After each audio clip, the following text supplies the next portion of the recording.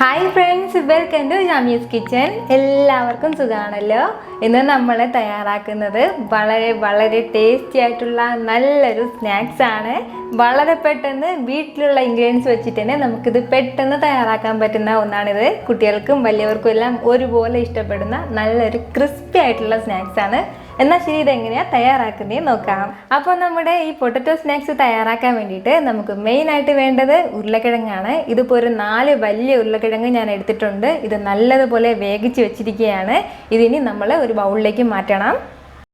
നമ്മുടെ ഈ ഉരുളക്കിഴങ്ങ് ഞാൻ കൈവച്ചിട്ട് ചെറുതായിട്ട് ഉടച്ചിട്ടാണ് ഇപ്പോൾ ബൗളിലേക്ക് ചേർത്തിട്ടുള്ളത്. ഈ ഉരുളക്കിഴങ്ങ് നമ്മൾ വേവിച്ചെടുത്തതാണ്. ഞാൻ കുക്കറിലിട്ടാണ് വേവിച്ചെടുത്തിട്ടുള്ളത്. അതാകുമ്പോഴത്തേക്കും പെട്ടെന്ന് വെന്തിട്ട് കിട്ടും. ഇനി ഇതിലേക്ക് നമുക്ക് കുറച്ച് കാര്യങ്ങൾ കൂടി ചേർത്ത് കൊടുക്കാം.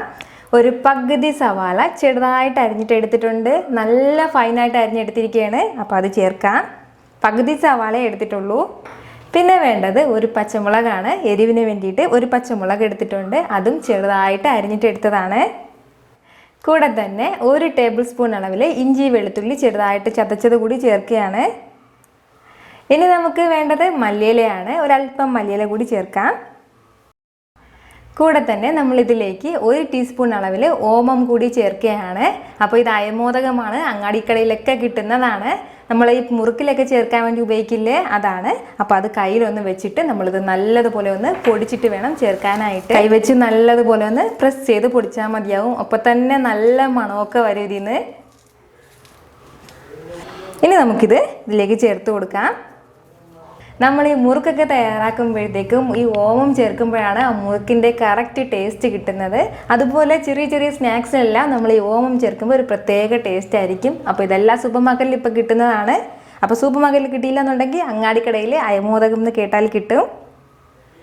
ഇനി ഇതിലേക്ക് നമുക്ക് 1 ടീസ്പൂൺ അളവിൽ മുളക് പൊടി ചേർത്ത് കൊടുക്കാം. അപ്പോൾ ഇത് എരിവിന് വേണ്ടിയിട്ടാണ് നമ്മൾ ചേർക്കുന്നത്. എരിവ് കുറച്ച് മതിയെങ്കിൽ ഒരു 1/2 ടീസ്പൂൺ അളവിൽ മുളക് പൊടി ചേർത്താൽ മതിയാവും. ഒരു 1/4 ടീസ്പൂൺ അളവിൽ മഞ്ഞൾപ്പൊടി കൂടി ചേർക്കാം. പിന്നെ വേണ്ടത് ആവശ്യത്തിനുള്ള ഉപ്പാണ്. ഇത്രയും ചേർത്തിട്ട് ഇത് നമുക്ക് നല്ലതുപോലെ ഒന്ന് കുഴച്ചെടുക്കാം.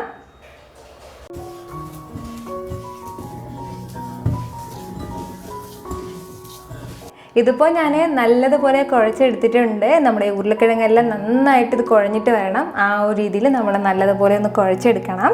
അതിനുശേഷം നമുക്ക് ഇതിലേക്ക് കുറച്ച് റവ ചേർത്ത് കൊടുക്കാം. ഞാനിപ്പോൾ ഒരു 1/2 കപ്പ് അളവിൽ റവ എടുത്തിട്ടുണ്ട്. അപ്പോൾ ഇത് കുറച്ചായിട്ട് നമുക്കിതിലേക്ക് ചേർക്കാം. നമ്മൾ ഈ ചപ്പാത്തിക്കെല്ലാം മാവ് വിരകി എടുക്കില്ലേ, ആ ഒരു രീതിയിൽ നമുക്കിത് കിട്ടണം.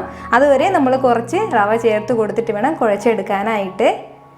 ഇപ്പോൾ ഞാൻ ഒരു 1/2 കപ്പോളം റവയാണ് എടുത്തിട്ടുള്ളത്. 100 ഗ്രാം റവയാണ്. അപ്പോൾ കുറച്ചായിട്ട് നമുക്ക് ഈ റവ ചേർത്ത് കൊടുത്ത് നല്ലതുപോലെ ഒന്ന് കുഴച്ചെടുക്കാം. ഇതിപ്പോൾ ഞാൻ നല്ലതുപോലെ കുഴച്ചെടുത്തിട്ടുണ്ട്. ഇത് ഇത്രയും മതിയാവും. ഇനി നമ്മളിതൊരു 30 മിനിറ്റ് ഒന്ന് റെസ്റ്റ് ചെയ്യാൻ വേണ്ടിയിട്ട് വെക്കണം. അത്രയും സമയം കൊണ്ട് നമ്മളിപ്പോൾ ചേർത്ത് കൊടുത്ത ഈ റവ എല്ലാം നല്ലതുപോലെ സോഫ്റ്റ് ആയിട്ട് വരും. എന്നിട്ട് വേണം നമ്മൾ ഈ സ്നാക്സ് തയ്യാറാക്കാൻ വേണ്ടിയിട്ട്. എന്നാൽ ശരി, 30 മിനിറ്റ് ഒന്നിങ്ങനെ ഇരിക്കട്ടെ. 30 മിനിറ്റിന് ശേഷം നമുക്കിത് ഓരോന്നും ചെറിയ ഉരുളകളാക്കി എടുത്ത ശേഷം നമുക്ക് ഇഷ്ടമുള്ള ഷേപ്പിൽ ഇത് പരത്തിയെടുക്കാം. അതിനുശേഷം നമുക്കിത് ഓയിലിൽ ഫ്രൈ ചെയ്തെടുക്കാം. നല്ലതുപോലെ ഡീപ്പ് ഫ്രൈ ആവണമെന്ന് ആവശ്യമില്ല. ചെറുതായിട്ടൊരു ഗോൾഡൻ കളർ ആകുമ്പോഴത്തേക്ക് നമുക്കിത് എടുക്കാം. അത്രയേ ഉള്ളൂ. വളരെ വളരെ ടേസ്റ്റി ആയിട്ടുള്ള നല്ല ക്രിസ്പി ആയിട്ടും സോഫ്റ്റും ആയിട്ടുള്ള നല്ലൊരു സ്നാക്സാണ്. പ്രത്യേകിച്ച് നമ്മളിത് ഉരുളക്കിഴങ്ങിൽ ചെയ്യുന്നതിൻ്റെ പേരിൽ പുറംഭാഗം നല്ല ക്രിസ്പിയാണ്, അകം കുറച്ച് സോഫ്റ്റ് ആയിട്ടുള്ളതാണ്. നമുക്കിത് കെച്ചപ്പിൻ്റെ കൂടെ കഴിക്കാം, അതല്ലാന്നുണ്ടെങ്കിൽ ചട്നിയുടെ കൂടെയും കഴിക്കാം. നമുക്കിത് സിമ്പിളായിട്ട് പെട്ടെന്ന് ഇതുപോലെ തയ്യാറാക്കി എടുക്കാവുന്നതേ ഉള്ളൂ. അപ്പോൾ നിങ്ങളിത് ഉറപ്പായിട്ടും ട്രൈ ചെയ്ത് നോക്കൂ. നിങ്ങൾക്കിത് ഇഷ്ടമാവും. ഈ വീഡിയോ നിങ്ങൾക്ക് ഇഷ്ടമായാൽ ലൈക്ക് ചെയ്യാനും ഇത് മറ്റുള്ളവർ കാണണമെന്ന് ആഗ്രഹിക്കുന്നുണ്ടെങ്കിൽ ഷെയർ ചെയ്യാനും സബ്സ്ക്രൈബ് ചെയ്യാനും മറക്കരുത്. വീണ്ടും നല്ലൊരു റെസിപ്പിയുമായിട്ട് വരുന്നതുവരേക്കും ബൈ ഫ്രം ഷമീസ് കിച്ചൻ.